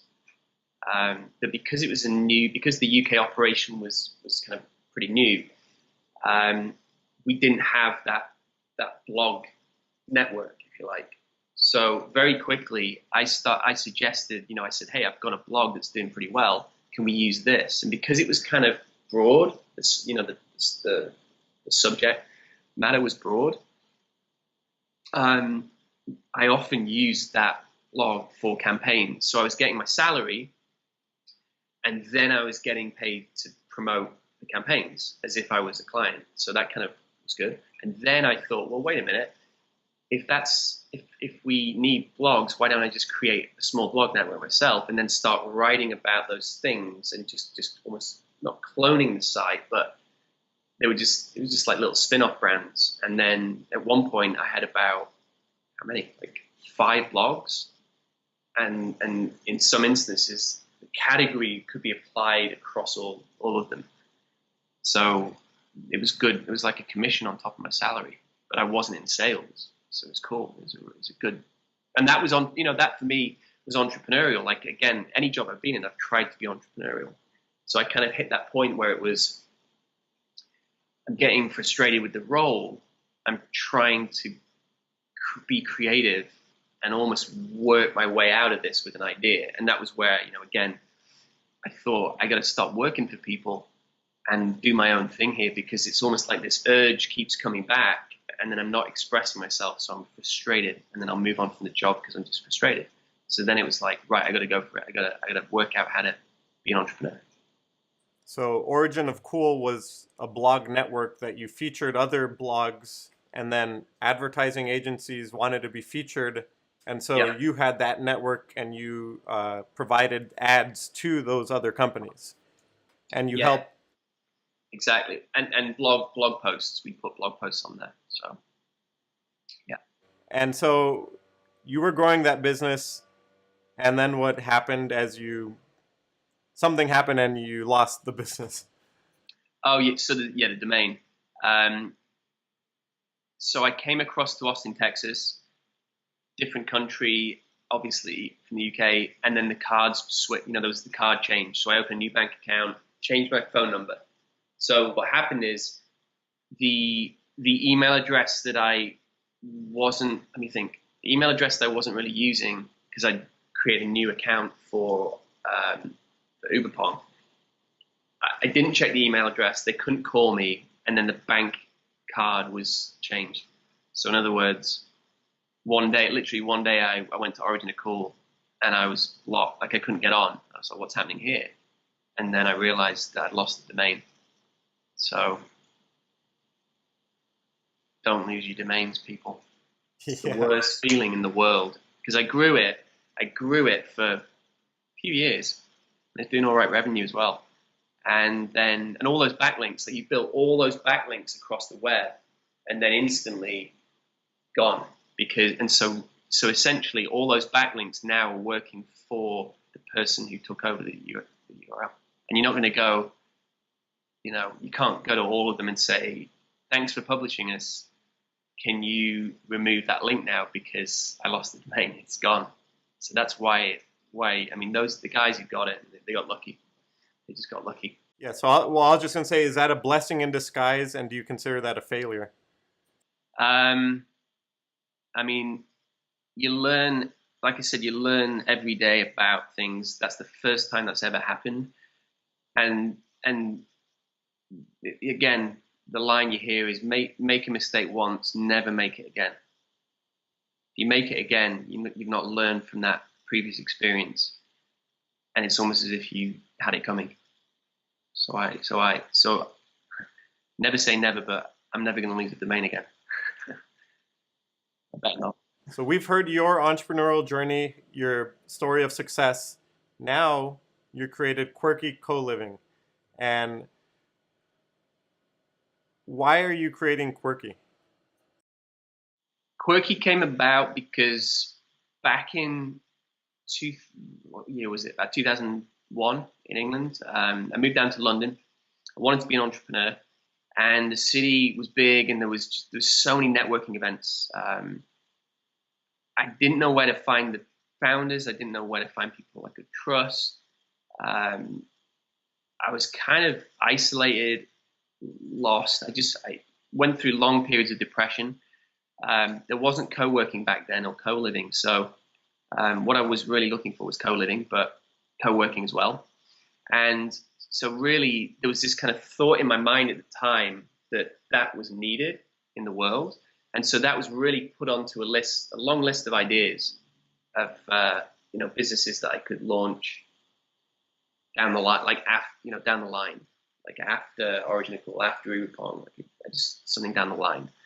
And so while I was working on Ubipong, I looked at that list and I said, what is on there that really kind of strikes a chord, and it can change the way we are as human beings in a positive way, and and just affect, positively affect people. Which idea could be the next one? And Qwerky kind of came to me, and so the idea of a co-living community for like-minded people was born. And so now we're at that point where it's, we're looking at launching in San Diego. We're trying to identify a property. We're quite close to getting that, and then we're looking to be launching early 2018. And it will be a place where entrepreneurs, digital nomads, and creatives can live on, and under the same roof. They've got elements of co-working, like talks. We'll get great speakers to come in and do informal talks. There'll be socials that we'll organize. You'll be able to kind of eat together and, to kind of use a lot of communal spaces to network and become inspired. And the idea is that we will be accelerating people's success by being at Qwerky. And then obviously once we grow into other cities and internationally, there's that, like, wherever you are, there's a Qwerky where you have quirky people doing quirky things that are changing the world. And it's a safe place to almost like there's that support system for entrepreneurs, because it's a lonely journey. There's so many solo entrepreneurs out there. So we're giving a place for them to feel more almost together, more included in the community, instead of spending years and years like I did just in London, where I couldn't quite work out where everybody was. And we're making it easy. We're giving you an instant network. And so I just want to clarify. So it's Qwerky, Qwerky. Correct. Qwerky. So how did you come up with the name, and what does the name represent? The name, do you know what? Some people have, there's a meaning, or it's like a abbreviation. The name represents, and we've almost kind of realized this, that it represents people who are they're different in some way. They're not, how should I express this? The way they think is different, the way they do things is different, but they remain true to themselves. So they are, like I said, entrepreneurs, they're digital nomads, they're creatives, they have ideas that will change the world. And it could be a project that they're working on, or a business that they're working on, or they just are very passionate about traveling the world. They want to go to every country in the world. But while they're at Qwerky, the crucial thing is, when you go traveling and stay in hotels, stay in Airbnbs, whatever it is, there's really no purpose. It just lacks a purpose. So with Qwerky, we're trying to give people a purpose, so that when they arrive, even before when they arrive, there's direction. So those people are looking for something. They're either looking for community, they're looking for a network, they're looking for success, they're looking to launch a business, to find a co-founder, and so on. And so we know what we have to help them with by the time that they come to Qwerky. And so we will do everything in our power to make that happen while they're living that. So with the idea of helping creatives, digital nomads, entrepreneurs accelerate their success, and creating a community around that, bringing in speakers, providing resources, one objection I think you might hear is, why can't someone just do that on their own? As in with friends or strangers? Yeah, so you want to help them accelerate their success by bringing in speakers, providing resources. what what I'm trying to say is the benefit of someone going to the co-living space for Qwerky versus doing it themselves outside of Qwerky. I've I've tried it personally, and I know people who have as well. And what happens is you go on Craigslist typically or a forum and you put up a listing saying something like looking for entrepreneurs to live with and the rest of it. Those entrepreneurs are not screened. You can't screen them and they can't screen you. So often you end up in a house with maniacs and people who are just not on the same circadian rhythm as you. They might be party animals, they might be drug users, they might be smokers when you don't want a smoker, they might have dogs barking all the time, you're allergic to dogs. I don't know, like it's so I've tried it. I know people who have tried it, and there's a tremendous frustration about using sites like Craigslist. Some people use Airbnb. Airbnb is getting more and more expensive, especially in San Diego. Like it's extremely expensive to rent the entire house.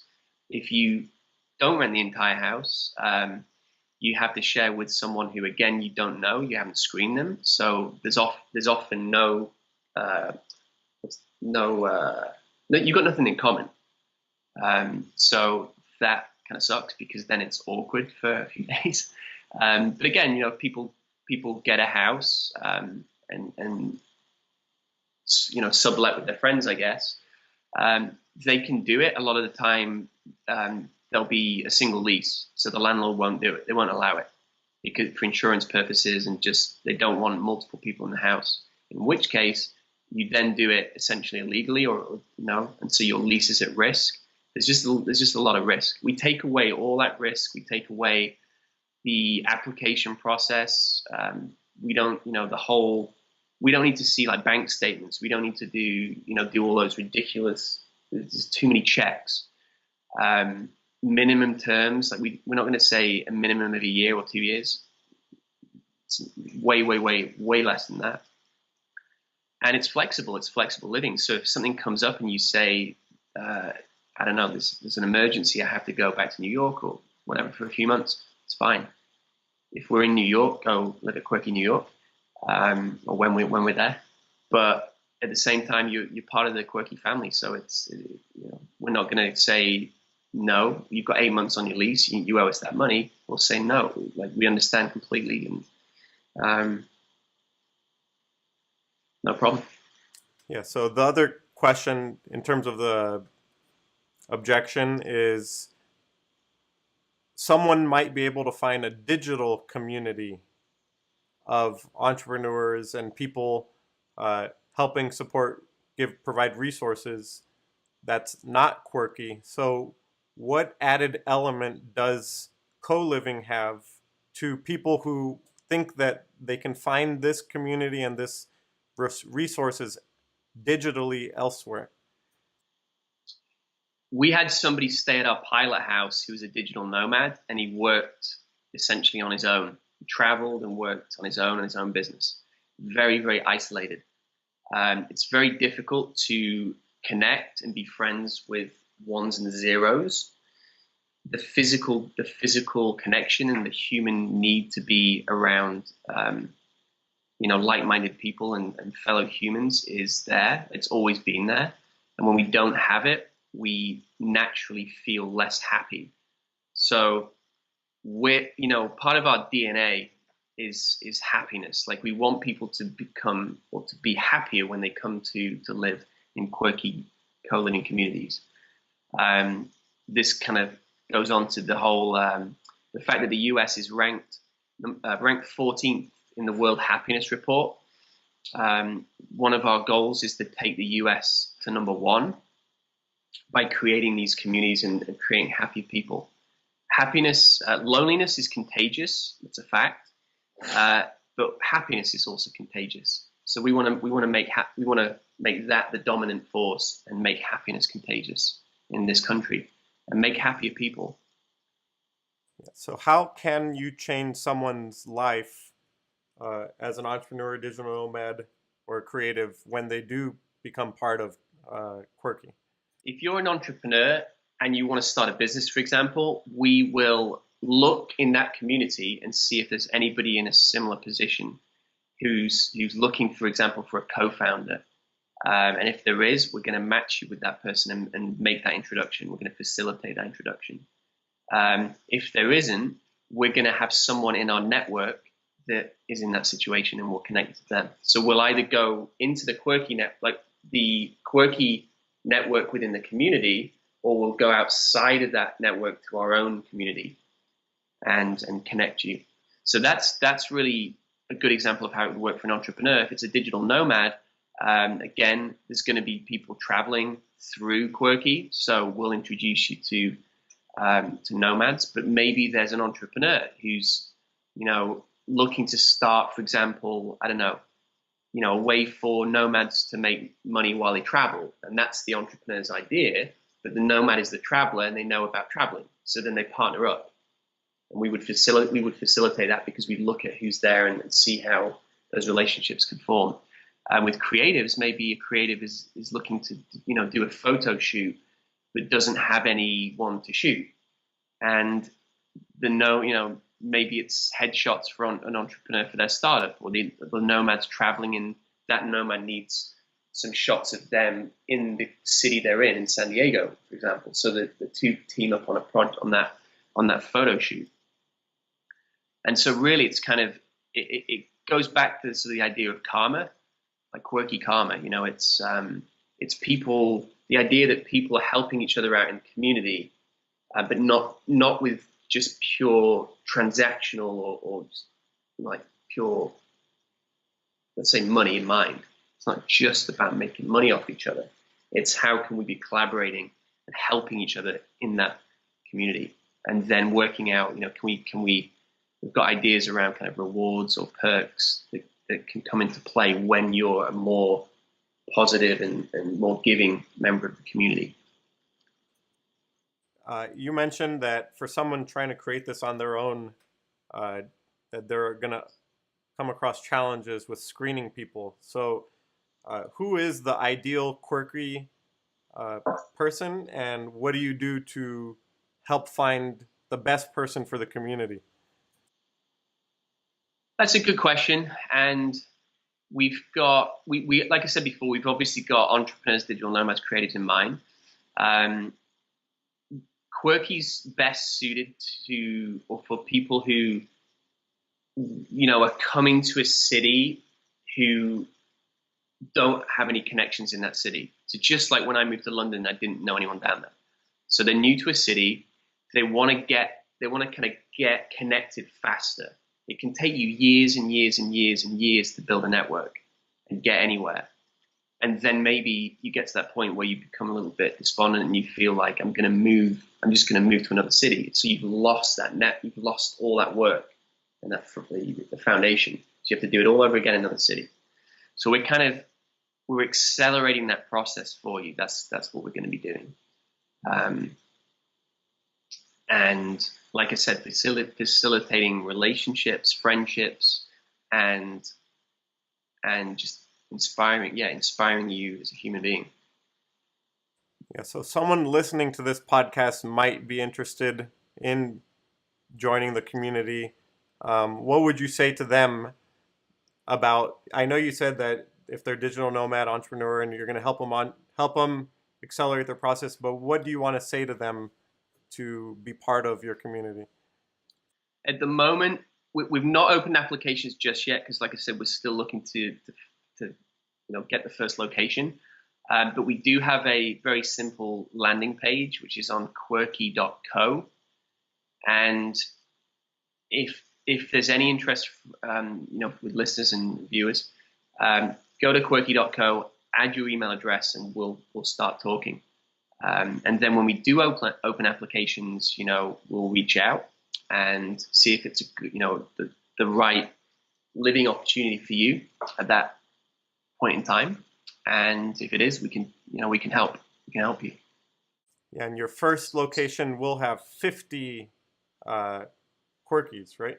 If it's the one, that was one that we were going for, which we didn't get, but we would be looking, let's just say between 20 and 40 at the moment. And this is for people who want to live in San Diego, California. We'll be launching in San Diego. Yes. So, yeah. So if you're adding your email, we have got the idea of just having a community anyway, so you can be a part of that. So do add your email. But the first location we'll be launching is San Diego, and then we'll be looking possibly at LA, San Francisco, but also we are very keen to look at Tijuana in Mexico, because there's a huge entrepreneurial kind of scene there now growing, and it's way safer than it used to be. So there's a lot of Americans going down there, despite the US media trying to tell you that it's still like it was in 2010, and it's not. So we're looking at that as a to build it. It's the whole idea of building the bridge, the binational initiatives, and building a bridge instead of a wall between the two countries. If Qwerky was around when you were first coming to the United States, would you be the ideal Qwerky inhabitant? Great question. I'm actually married and I've got a little daughter now, so bit tricky with a kid. But I would say when I was in London, what was I, 21 in London, single? Absolutely. Yeah, absolutely. That whole period almost, yeah, I would say that would have, and even when I met my partner, I would have probably still wanted to be a part of it, because there's just, again, what we foresee happening with this, there's just so many benefits. Just the pure community alone is a huge benefit. But then beyond that, it's the like-minded community, like-minded people. That's a huge thing as well. And there's nothing really like it. It's the way we're planning it. There's nothing really like it in San Diego. There's nothing like it in the world. There's co-living communities in the world, but they're not going to be doing it the way we do it. And like I said, the idea of accelerating your success and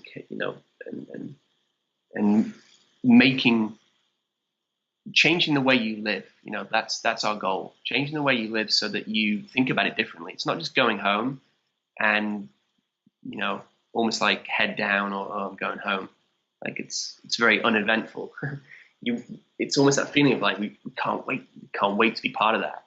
Like you want to go home, or you want to work, be in a co-working space or working out of that space, and home's there as well. It's just there's not too much of a separation necessarily between the home and the workplace anymore. It's becoming intertwined. And so just another side question, how are people who are used to working in co-working environments, what added benefits do they get for a co-living environment? Well, living is we believe living is like the overarching term or thing. Just living is everything, all encompassing. Co-working is underneath that, and for a lot of people, it's really a luxury. So we're trying to, because the idea that you can do everything at Qwerky. You can live together, work together, you can play together, inspire, learn and inspire each other within that space. And then obviously as we get bigger, we can be getting bigger communities where we have, more engaging things going on. And we've got a lot of ideas as well where potentially the members of the community, the Qwerkies as we're calling them, they will actually have opportunities to help us as well, like work with us, collaborate with Qwerky. And also there's the goal, like, the way it's working with our network is that they'll be able to have opportunity, like work opportunities through our network within the city that we're in. So imagine coming to San Diego from Australia and you really want to get some work experience, but it's difficult to kind of get that from abroad. And even when you arrive, it's like you're just not connected. We can like make that happen. even before you've arrived, and connect you with, give you essentially, offer you a job. Yeah. Yeah, we learned a lot about Qwerky and who it's right for. I want to ask one more question about Qwerky, and then I'll close the interview with some final questions. So, Qwerky has been launched. It's all since October 2016, correct?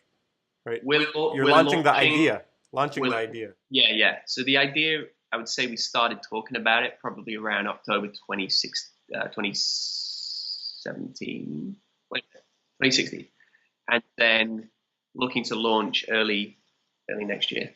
Yeah. So in that short period of time, you've already been featured in a lot of media outlets. You've been featured on Inspiring Startups, San Diego Business Journal, Startup Show San Diego, and recently the American Dream TV show with Craig Seawing. So how are you getting so much attention around this idea, and are you actively pursuing getting media attention? Are they reaching out to you, and how is it benefiting spreading your message? We're actually very active on Instagram, so the following there is strong. I think it's about 1,400 at the moment, in a short space of time, and I actually personally reached out. Like I saw the American Dream. I just saw a post, post on their channel, and I wanted to learn more about them, so I just messaged them, and then they said email, quick pitch about what you're doing, and then they said we want you on the show. So that was almost just more conversational rather than a deliberate, I'm going for these guys and I want to be on the show. That worked out nicely.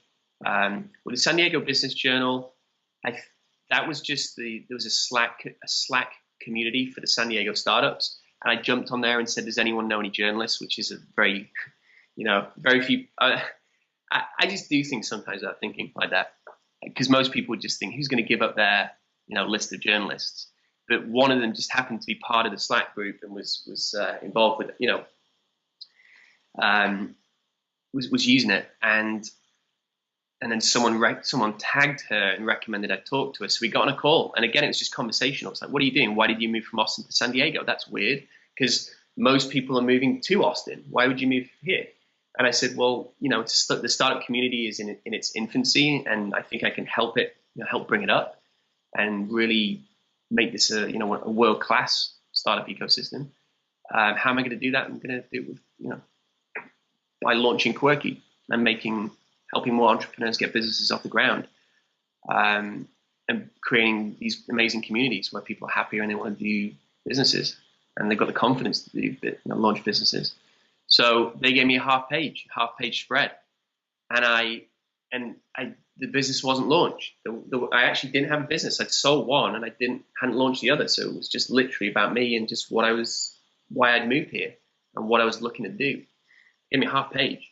So there was obviously compelling, or they felt compelling, a compelling story to kind of put it in there. I was blown away. I was just blown away. I mean, that's never happened before, where they just, I should say it's never happened before. I guess with Uberpong it happened because Uberpong hadn't launched. That's it. So, but I was very flattered because it took me 4 years to get into the Austin Business Journal, and I got front page, which was great. It was worth it. But to get a half page in the San Diego Business Journal immediately I felt very honored to be in there, privileged. So very flattered, yeah. And so what do you see as a result of this kind of publicity? We're getting a lot more traffic to the website. The buzz is kind of up, and the email list and list of people who are interested and people we're talking to is growing as well. But I would say, when I talk to people now, it's what used to happen. What happened a few months ago was people were coming from, say, LA or San Diego, and they were saying, tell me more. I might be interested. Blah blah blah. We talked to them, and they would be interested.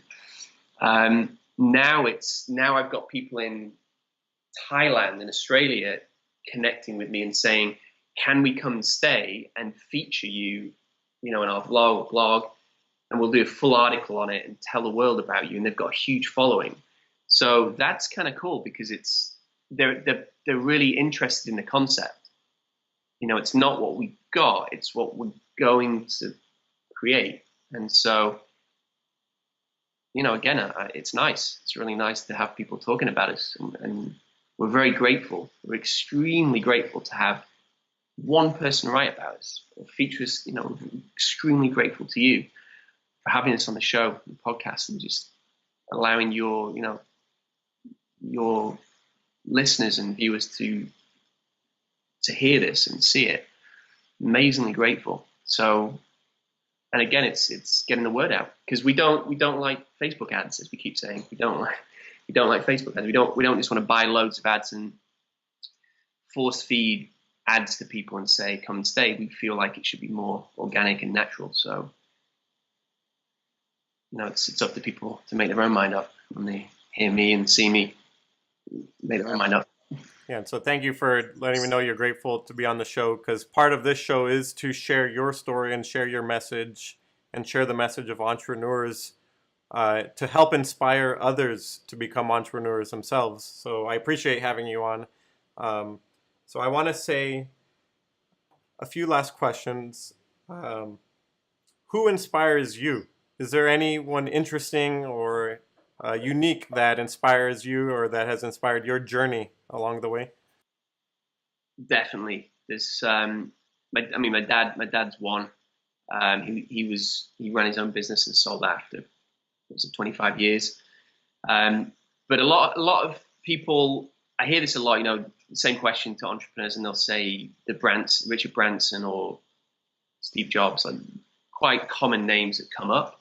One of my biggest influences or idols as a human being is a French guy called Philippe Petit. And in case you don't know the name, he was a tightrope walker, and he came up with this idea to tightrope walk between the two World Trade Center towers. And it was a very simple sketch, I think, on a napkin. And he said she used to talk about visualizing. He came up with a sketch and then started obsessing about it until it became a reality. That's exactly what I'm talking about with visualization and law of attraction. No one ever thought that was possible, and he made the impossible possible. And when you see what he did, and there's a few movies, there's a great documentary called The Wire, which you have to watch if you haven't seen it. And then there's another one, I think they turned into a Hollywood movie, which I haven't seen, but that's another one. But there's also a book. But he talks about, when he lives life on the edge, that's when he feels the most alive. So when he's on that tightrope and he's so close to death, he feels the most alive. And that's when he's the most focused. So he's never fallen. I mean, if he falls, he dies. But he's never fallen. So he's just visualized and practiced his whole life. But when he's up there, you'll see him. He's in his element, and he smiles and he loves it. Like he's relaxed. He's like a child. He's playing. He's loving his life the most when he's on that line. So that's the person that inspires me the most, I'd say, in the world. And he's still alive. So what books or also do you read that have inspiring messages, or what ideas or philosophies? You said the law of attraction, which is one, but what do you do to continue improving your skills? What books or courses are you reading or taking? Well, I'd say recently I'm moving away from physical books a little bit, but not moving to audio books a little bit. Yeah. I just read Elon Musk's biography. That was pretty good.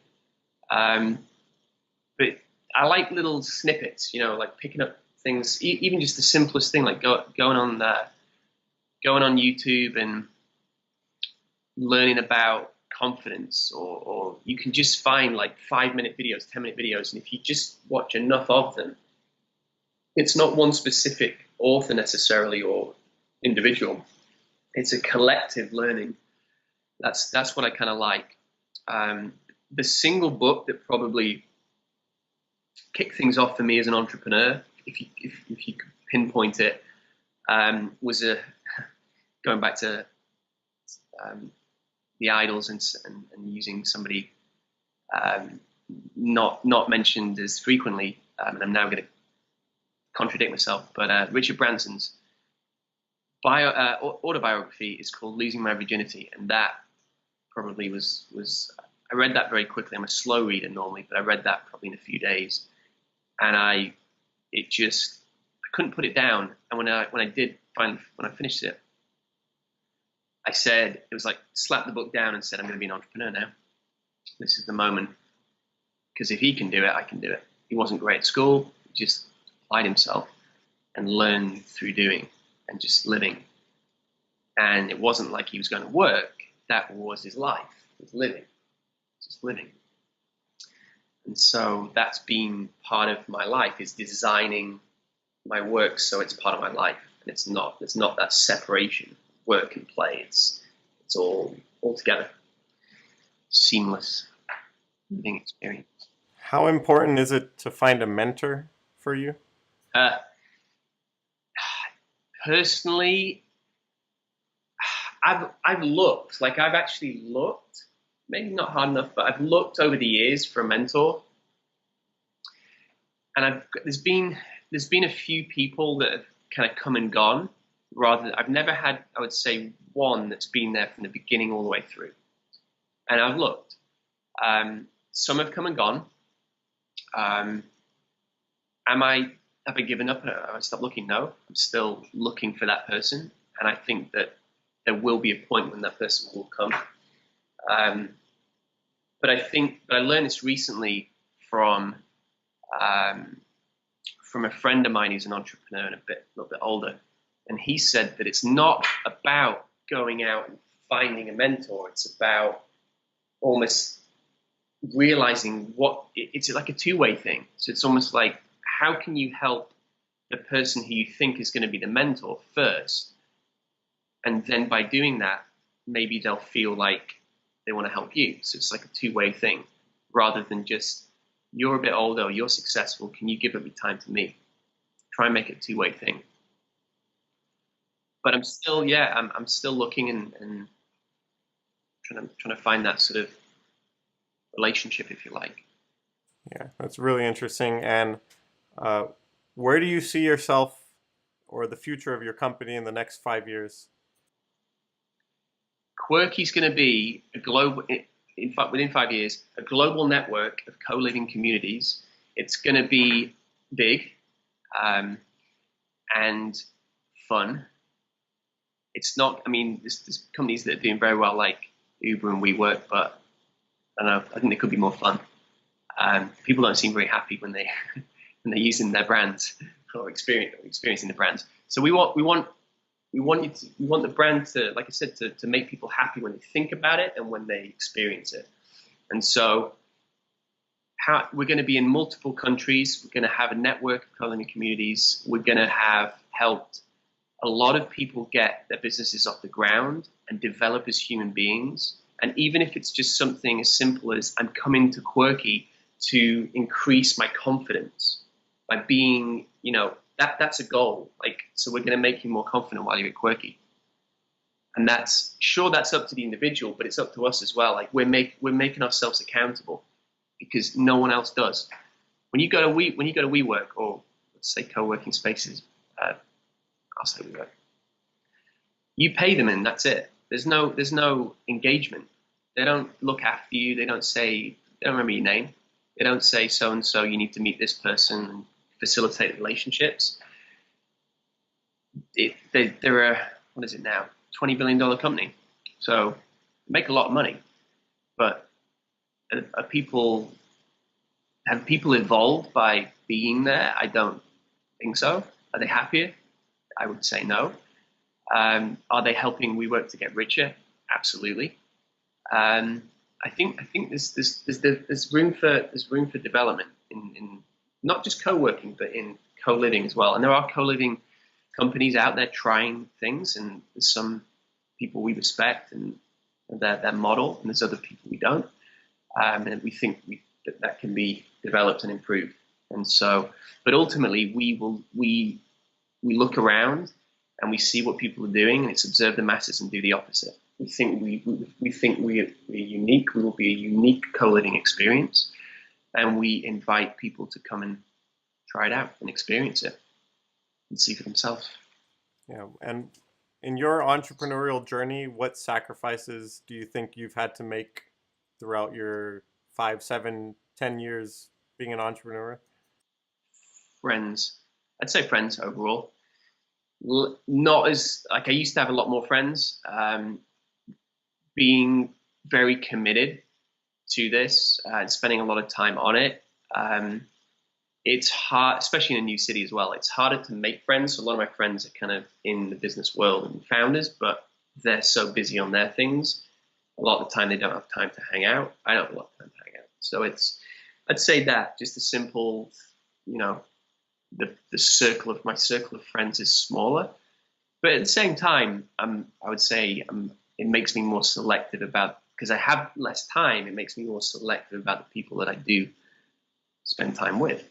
But I'd say that's probably the biggest sacrifice. And then music and things like music and movies. There might be a movie or a band that someone talks about, and I've not heard of that because I'm so zoned into building Qwerky, working on my business. So, but then again, I'll learn from those people and then say I'll go check them out, and so they're educating me about that. So that's kind of cool. And what are you most proud of in your entrepreneurial journey? I'd say one of my defining moments was when I was in London. The dream to start Uberpong was there, like it was in my head. And I thought to myself, how big can this go? Like, what would be a defining moment? Like, what would be that defining moment?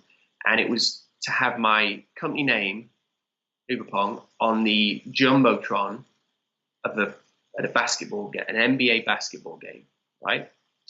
So that was like, so I thought about that and visualized it very clearly. When we were at the LA Dodgers, at Dodger Stadium, and I was walking up from the VIP lounge where the players all hang out, and I was walking up the sort of ramp. Clayton Kershaw, who's the MVP pitcher for the Dodgers, he's getting interviewed by a film crew. And I look up on the advertising board, and I hadn't even asked for this, but they put our brand around the stadium. So Uberpong was all the way around, well, almost all the way around, because obviously baseball, it cuts off a bit. But yeah, it was all the way around, almost all the way around on the advertising boards, my brand. So that was kind of like, it wasn't the jumbotron, but it was as good as. And that was a defining moment because it made me think that I can come to another new country, not knowing anybody, launch a business, my own business, and get it off the ground and take it within 2 years to this point where it's literally like, pinch me, I'm dreaming. And when I show people, like, they couldn't believe it. It was just like, how'd you do that? So that's great. That's a great feeling when people are asking that question and you feel you almost, that's the thing as well, is when people ask me, how did that feel? How was that moment? I'd already in my mind seen it. So it wasn't, like I said, it wasn't the jumbotron. It's very similar, but I'd already visualized it so hard that, or so clearly that it already happened in my mind. And so, and then at that point, you think almost, I knew that was going to happen, and then you've got to correct your thinking and say, and make yourself enjoy it, because it doesn't happen every day. Yeah. And in one of your Appreciate it. one of your blog posts, you mentioned the importance of being present and appreciating the highs and celebrating moments just like that. Yep. And that's what you set your goal out to do, and you did it, and just appreciate the successes when they do happen. So what advice would you give to someone starting a business now, or what advice would you give to yourself knowing what you know now? So to a person who's just about to launch, like what phase, like idea stage, or just like, or any phase, what advice stands out as the journey of an entrepreneur? The simplest that simple moment, I guess, when you've launched and and you're out to the world, essentially, the whole world can see you if you're online. But let's just say the whole world can see you. And the first sale, the person who buys the product or your service, the very first one, you should remember that and take a screen grab of the order or whatever it is, like just capture it, because it'll never happen again. I've got that. I've got my first sale captured on screen grab, and that's an amazing moment because it's validation, isn't it? It's validation. If you're a musician and you put a song out and someone buys your first single, or it's an artist and someone buys your first painting, it's that validation. It's an amazing feeling. So I would say when that happens, really be grateful. Don't just think, don't. It's easy to get kind of complacent or entitled, but entitled means that you stop learning, or you don't need to work, or you don't need to push yourself more. So try and be present. Yeah, be present, be in the moment, and enjoy it, and then obviously work out how to do more of that. Yeah, and another final question is, what would make being a guest on this show a success for you? What would make being a guest on the show a success? Ooh. Yeah, why are you on this show? What do you want to get out of being on this show? I guess, my thought is that if this is all like pretty far back, I've thought this. If one person's listening right now or watching, and they've connected in some way with what I've said, it's not about me, but if they've connected with something that I've said and it inspires them to do something, to literally get off the sofa, get out of bed, get off the chair, just that little thing, that little nudge to start a business or do something that they were thinking about, but they just didn't have the motivation, then job done. That's it. Inspiring. My goal is to inspire people to do what I do, and it's not just saying go quit your job, start a business, because it's not always that easy. But again, you can be starting something while you're working in a job. I like going all in and just putting myself in a position where I have to succeed. That's where I shine. It's that feeling of I have to succeed. But yeah, if I've affected one person in a positive way, made him happier, ideally, result. That's success. If there's something that you want a lasting impression you want people to remember of your journey and you starting Qwerky, what is that? One more time, just cut out a touch. A lasting impression or one last message you want to say about your journey and starting Qwerky, what would that message be? Go big or go home. That's one I heard a while back, which I like. But go big or go home, I guess. But another one I do like, and it's funny because I'm looking at it now. It's on my Skype. Is the tagline: "A rising tide lifts all boats." So with Qwerky, for example, it wasn't about, like with Uberpong, it was more about me raising my entrepreneurial profile, because I'm new in the country, I'm new in Texas, new in the world, new in the States. So that was about raising my profile. This is about having an amazing team, and we all succeed in Qwerky. Anyone who comes on board, we're all going to succeed. So a rising tide lifts all boats. That's where I'm at, in as far as like a philosophy goes.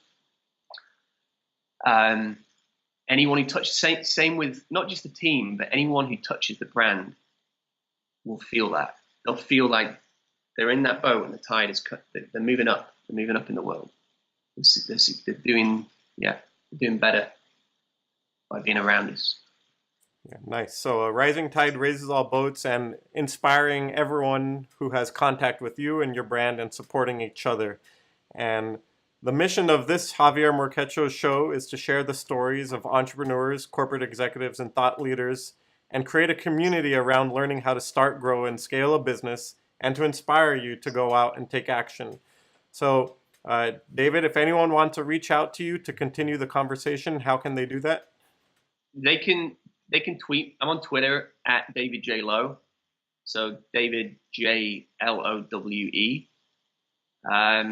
My email at Qwerky is hi at qwerkycoliving.com. And then obviously the website's qwerky.co, Qwerky. But they're the best ways to reach me. And then can I mention my blog very briefly? It's D Lowe Playbook. So dlowplaybook.com. That's my blog.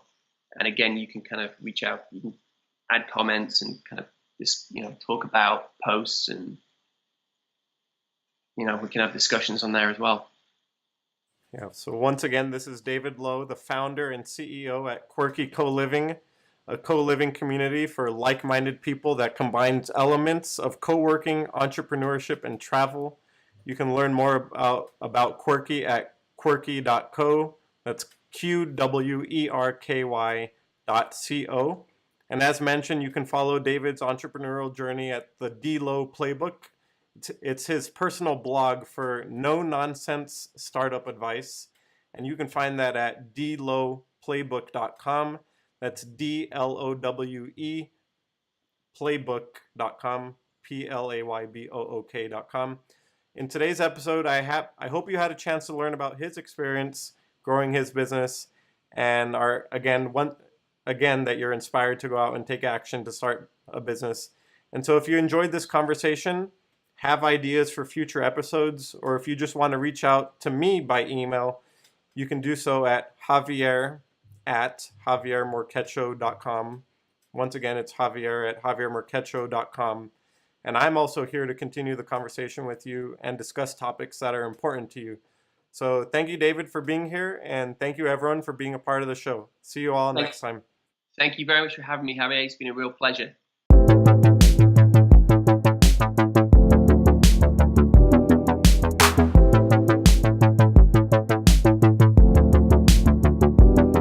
This voice I hear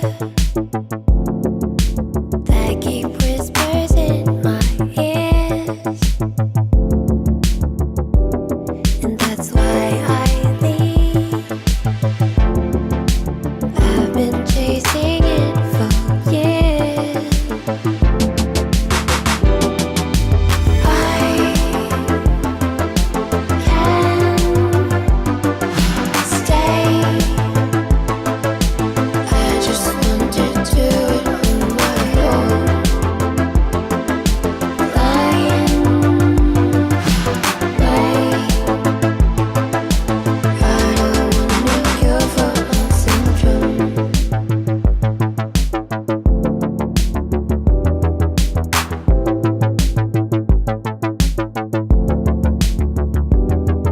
Sun is shining, clouds have a silver lining.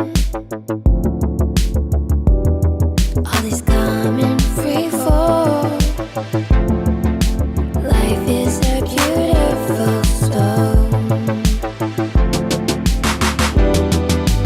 I can't stay. I just want to do it on my own. Lying way. I don't want to cure for my syndrome.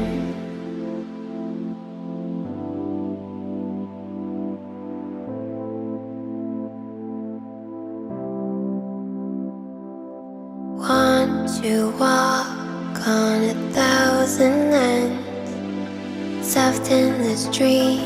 Something's kept the night.